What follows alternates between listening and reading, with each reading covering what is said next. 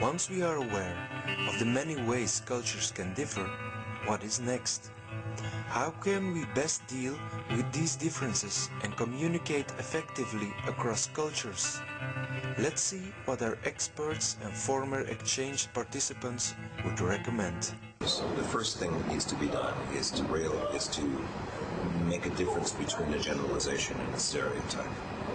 That typically we avoid thinking that people are different because we see that as stereotyping them somehow.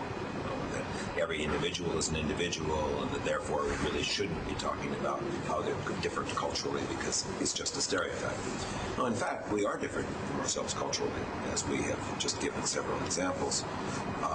But there are ways of approaching that as what's called a generalization, meaning a recognition that there are general patterns of behavior in a culture, but that those patterns of behavior don't necessarily apply to a given individual.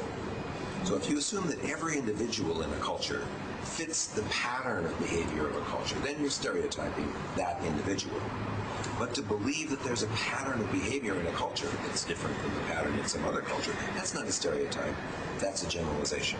It may be an accurate or an inaccurate generalization, but it's still a generalization. Let's try to make accurate generalizations. But let's also avoid making stereotypes, which is the application of the generalization to every single individual case. You may or may not be an example of the generalization about some behavior from your culture.